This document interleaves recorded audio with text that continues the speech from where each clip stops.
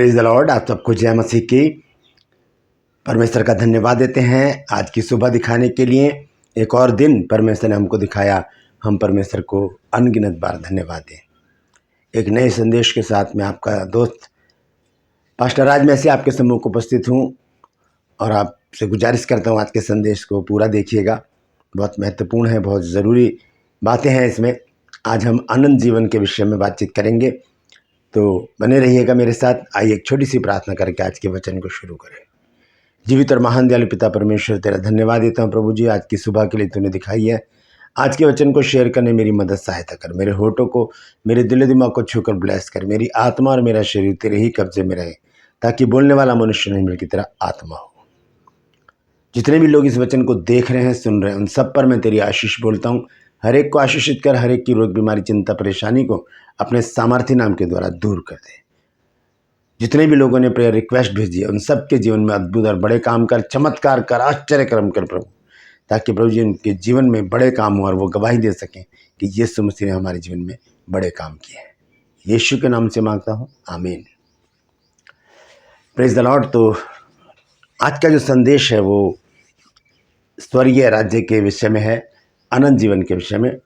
अभी कुछ महीनों पहले जनवरी फरवरी में हमें परमेश्वर ने मौका दिया शिमला जाने का, क्योंकि दिल्ली का जो मौसम है वो फरवरी से ही गर्म शुरू हो जाता है। तो वहाँ पर एक मेरे मित्र हैं, दोस्त जो पास्टर हैं, उनसे बातचीत की। तो पहले उन्होंने कहा था कि सर जी यहाँ पर अभी मत आना, यहाँ पर थोड़ा सा मौसम गड़बड़ चल रहा है। उसके बाद थोड़े दिनों बाद फिर बातचीत की तो उन्होंने कहा सर जी आ जाइए, लेकिन गर्म कपड़े ज़्यादा लेके आइएगा, क्योंकि बर्फ़ यहाँ पर ज़्यादा पड़ रही है। तो उनसे मेरा कांटेक्ट बना रहा और फिर हम वहाँ पर होकर आए। कुछ देर वहाँ पर रहे, अच्छा लगा, बर्फ़ वगैरह सब देखी हमने, बहुत अच्छी जगह है। तो मैं आपको ये क्यों बता रहा हूँ, क्योंकि एक जगह और है जहाँ पर हमें जाना है, और वो है स्वर्ग का राज्य। जैसे कि हिमाचल में मेरे दोस्त हैं भाई प्रभु के दास, उन्होंने सारी जानकारी दी। तो क्या स्वर्ग से हमारे पास कोई संदेश नहीं आ सकता? हमारे बहुत से लोग प्रभु के पास हैं इस समय, वो जा चुके हैं संसार को छोड़कर। क्या वो हमें संदेश नहीं भेज सकते? क्या वो हमें मैसेज नहीं कर सकते कि ऐसा मत करना, नहीं तो स्वर्ग में नहीं आओगे, ऐसा करना तभी तुम स्वर्ग में आ पाओगे? ऐसा संदेश का अगर बंदोबस्त हो जाता तो फिर कितनी अच्छी बात होती। जैसे कि मैं दिल्ली में रहता हूँ, दिल्ली से कहीं बाहर जाना है तो बहुत सारे क्योंकि मैं पूरी इंडिया में परमेश्वर के वचन को लेकर जाता हूँ, तो बहुत सारी जानकारियाँ मेरी हैं, बहुत सारे मेरे अच्छे दोस्त हैं, मेरा आदर मान जो करते हैं, तो वो उनसे मेरी बातचीत होती है, तो वो मुझे इनवाइट करते हैं, फिर बताते हैं ऐसा करना, मतलब सारी जानकारी दूसरे शहर की फ़ोन पर ही मिल जाती है। तो ऐसा अगर हो जाता कि हमें स्वर्ग की जानकारी भी मिल जाती कि वहाँ पर वो कौन सी बात है जो हम ना करें और हम स्वर्ग में जा सकते हैं। तो ये बात मैं सोच रहा था जब हम वहाँ पर गए थे शिमला, तो मैं यही सोच रहा था कि स्वर्ग से भी ऐसा हो जाता तो कितना अच्छा होता कि वहाँ से कॉल आता कि ऐसा मत करना, नहीं तो बड़ी प्रॉब्लम हो जाएगी। लेकिन ये बंदोबस्त तो परमेश्वर ने किया हुआ है हमारे लिए, क्योंकि हमारे पास क्या है? हमारे पास ये परमेश्वर का वचन है, ये बाइबल है, ये संदेश है परमेश्वर का। हमारा परमेश्वर तो स्वर्ग में है, उसने जो चाहा वही किया। भजन संहिता 115 अध्याय के 3 पद में लिखा है, वो है हमारा कोई है स्वर्ग में जो हमें संदेश दे रहा है कि ऐसा मत करना, नहीं तो स्वर्ग में नहीं आ पाओगे, ऐसा करोगे तभी तुम स्वर्ग के राज्य में आ सकते हो। तो ये संदेश हमें मिला हुआ है आज से हजारों साल पहले। गलती क्या कर रहे हैं हम कि उस संदेश को गंभीरता से नहीं ले रहे हैं, बस जी रहे हैं अपनी ज़िंदगी। जैसे कि एक शेर है कि सुबह होती है, शाम होती है और ज़िंदगी यूं ही तमाम होती है। सुबह होती है, शाम होती है, ज़िंदगी यूं ही तमाम होती है। सुबह उठे, खाया पिया, काम पे चले गए, काम पे लग गए, ऑफिस चले गए, दूसरे कामों में लग गए, शाम को आए, खाना पीना खाया, सो गए। ये रूटीन बना हुआ है। लेकिन जीवन को जीने का तरीका अलग भी है, क्योंकि जब बाइबल हम पढ़ते हैं तो बाइबल हमें बताती है कि हमें स्वर्ग राज्य की तैयारी भी करनी है, वो भी करनी है, नहीं तो हम स्वर्ग में जाने के योग्य नहीं होंगे। कुछ ऐसी बातें हैं जो परमेश्वर का संदेश जो है, परमेश्वर का जो वचन है, वो हमें बताता है कि ऐसा मत करना, नहीं तो यहाँ पर नहीं आने पाओगे। यहाँ का माहौल कुछ अलग है, स्वर्ग में रहने की कुछ अलग बंदिशें हैं, स्वर्ग में रहने की कुछ अलग कहानी है, स्वर्ग में रहने के लिए कुछ अलग नियम और कानून हैं, वो हमें मानने होंगे। अगर हम चाहते हैं कि स्वर्ग राज्य में प्रवेश करें तो हम इस संदेश को पढ़ें। ये टेक्स्ट है, ये एसएमएस है परमेश्वर की ओर से, जो परमेश्वर ने हमें हज़ारों साल पहले दे दिया है कि इसको पढ़ो और स्वर्ग के लिए तैयार हो जाओ। Praise the Lord. तो आइए कुछ बातें हम देखेंगे कि हम कौन सी गलतियां हैं जो हम ना करें, जिससे कि हम बच जाएं और हम स्वर्ग राज्य में प्रवेश कर सकें। सबसे पहले हम देखेंगे प्रकाशित वाक्य 21 अध्याय और उसका 27 पद मैं पढ़ूंगा। यहाँ पर लिखा है, और उसमें कोई अपवित्र वस्तु या घृणित काम करने वाला या झूठ का गढ़ने वाला किसी रीति से प्रवेश ना करेगा, पर केवल वे लोग जिनके नाम मेमने के जीवन की पुस्तक में लिखे हुए हैं। कौन प्रवेश नहीं करेगा? ध्यान से सुनिए कि घृणित काम करने वाले। ये संदेश आ चुका है हमारे पास, ये संदेश आ चुका है कि घृणित काम हमको नहीं करने। घृणित काम का मतलब है कि ऐसे काम जिससे घृणा आए, देखने का भी दिल ना करे, घृणित काम। लिखा घृणित काम करने वाले या झूठ के गढ़ने वाले, जो झूठे होते हैं ना, झूठ, जिन्हें डर ही नहीं लगता है झूठ बोलने में। तो इसी तरह से यहाँ पर लिखा है कि झूठ का गढ़ने वाला स्वर्ग राज्य में प्रवेश नहीं करेगा। और लिखा कि केवल वे जो जिनका नाम मेमने की पुस्तक में लिखे हुए हैं। Praise the Lord. तो यहाँ पर हम इस बात को अच्छी तरह से समझ सकते हैं कि परमेश्वर क्या चाहता है हमसे। परमेश्वर ने जो संदेश हमको हजारों साल पहले दे दिया, वो हमें बताता है कि हमें स्वर्ग राज्य में प्रवेश करने के लिए करना क्या होगा। और यदि इसी अध्याय के 8 पद को हम पढ़ें तो वहां देखिए क्या लिखा है। यहाँ लिखा है, पर डरपोकों और अविश्वासियों और घिनौनों और हत्यारों और व्यभिचारियों और टोन्हों और मूर्ति पूजकों और सब झूठों का भाग उस झील में मिलेगा जो आग और गंधक से जलती है। ये दूसरी मृत्यु है। ये लोग प्रवेश नहीं कर पाएंगे स्वर्ग राज्य में। कौन? जो डरपोक हैं, जो परमेश्वर से नहीं डरते लेकिन संसार की दूसरी बातों से डर जाते हैं, संसार के लोगों से डर जाते हैं लेकिन परमेश्वर से नहीं डरते। और अविश्वासी, जिन्हें परमेश्वर के ऊपर विश्वास नहीं है, और घिनौने काम करने वाले, जैसे मैंने बताया, घिनौने काम करने वाले और हत्यारे और व्यभिचारी और टोना करने वाले और मूर्ति पूजक और सब झूठों का भाग उस झील में मिलेगा जो आग और गंधक से जलती रहती है। ये दूसरी मृत्यु है। Praise the Lord. फिर हम देखते हैं इब्रानियों की पत्री में 3 अध्याय और उसके 19 पद में। सो हम देखते हैं कि वे अविश्वास के कारण प्रवेश ना कर सके, यानी कि अविश्वासी परमेश्वर के राज्य में प्रवेश नहीं करेंगे। ये संदेश परमेश्वर ने हमें पहुंचा दिया इब्रानियों 3 अध्याय के 19 पद के द्वारा कि जो अविश्वासी हैं वो प्रवेश नहीं करेंगे। ये संदेश पहुंच चुका है हमारे पास। Praise the Lord.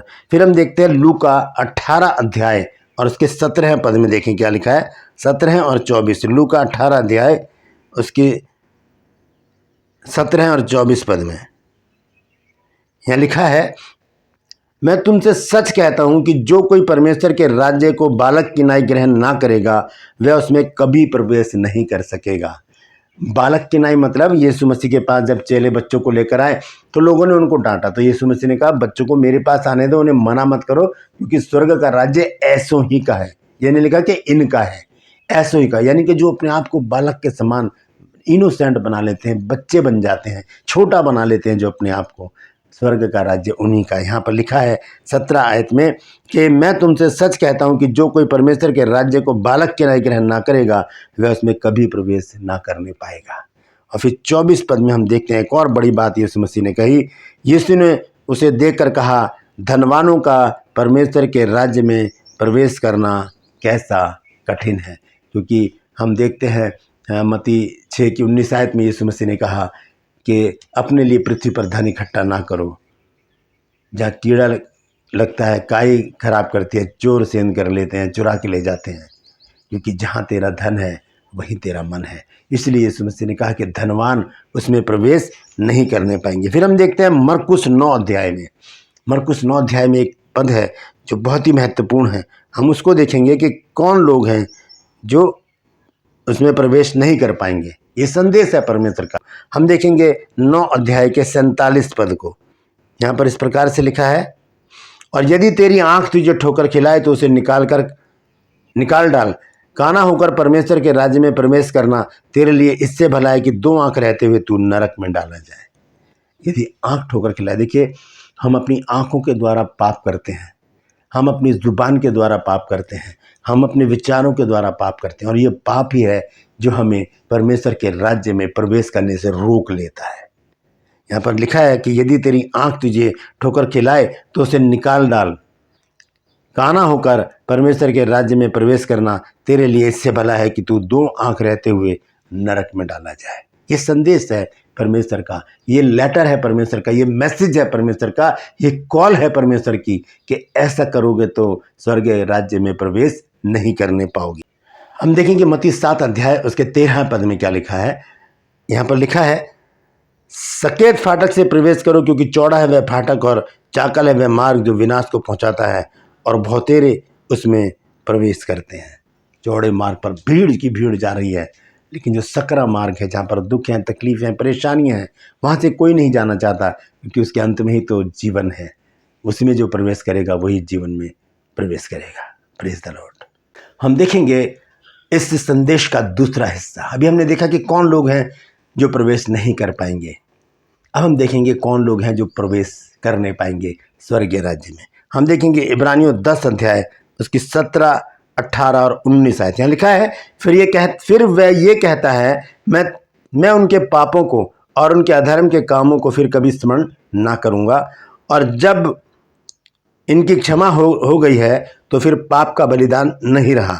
सो हे भाइयों, जबकि हमें यीशु के लहू के द्वारा उस नए और जीवते मार्ग से पवित्र स्थान में प्रवेश करने का हिया हो गया है, जो उसने पर्दे अर्थात अपने शरीर में से होकर हमारे लिए अभिषेक किया। उसके लहू के द्वारा, उसके लहू पर विश्वास करके, यीशु मसीह के ऊपर विश्वास करके हम अनंत जीवन में प्रवेश कर सकते हैं।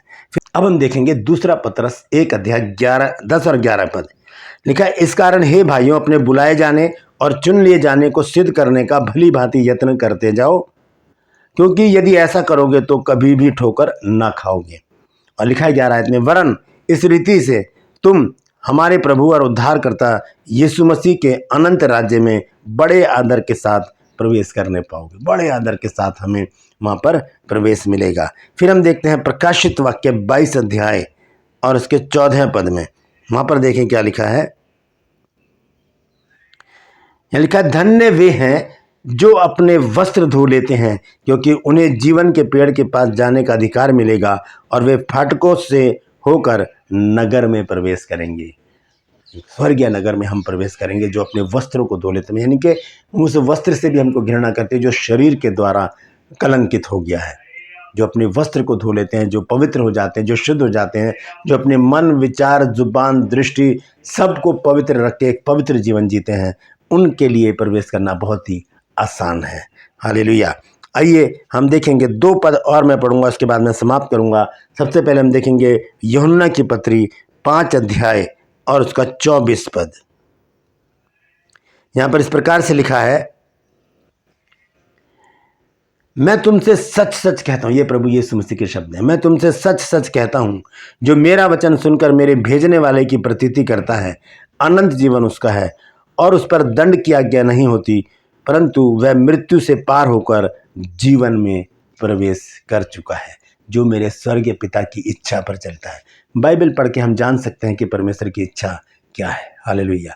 परमेश्वर चाहता है कि हम परमेश्वर की आज्ञाओं का पालन करते रहें, हम उसके डर में अपने जीवन को व्यतीत करें, हम एक पवित्र जीवन जिएं, ताकि हम अनंत जीवन में प्रवेश कर सकें। अंत में एक वचन मैं पढ़ के समाप्त करूंगा, मत्ती की पत्री 25 अध्याय और उसका 46 पद। मत्ती 25 अध्याय और उसका 46 पद में इस प्रकार से लिखा है कि और अनंत दंड भोगेंगे, ये उनके विषय में है जो अनर्थ काम करते हैं, परंतु धर्मी अनंत जीवन में प्रवेश करेंगे। जो धर्मी लोग हैं, धर्मी मतलब जो विश्वासी हैं, वो अनंत जीवन में प्रवेश करेंगे। तो ये संदेश तो हमारे पास बहुत पहले पहुंच चुका है, ये कॉल परमेश्वर की आ चुकी है हमारे पास, ये मैसेज परमेश्वर का हमारे पास आ चुका है कि हमें स्वर्गीय राज्य में प्रवेश करने के लिए क्या करना है। ज़रूरी नहीं कि जो हमारे पूर्वज जो मर खप गए हैं वो हमें कुछ संदेश भेजें, ऐसा हो ही नहीं सकता। भेजने वाला तो एक ही है और वह है प्रभु यीशु मसीह। वो हमें बता चुका है कि स्वर्गीय राज्य में प्रवेश करने के लिए हमें करना क्या है। Praise the Lord. और भी बहुत सारी बातें हैं जो हम बाइबल से पढ़कर जान सकते हैं। अगर मैं उसको लेकर बैठा तो संदेश बहुत लंबा हो जाएगा। तो ये छोटी सी बातें, मैं थोड़ी सी बातें थोड़े से छोटे से शब्दों में मैंने आपको बताई हैं। और बात समझने की है कि हमें स्वर्गीय राज्य की तैयारी करनी है, क्योंकि प्रभु यीशु मसीह का शुभ आगमन बहुत निकट है, वो कभी भी आ सकता है। Praise the Lord.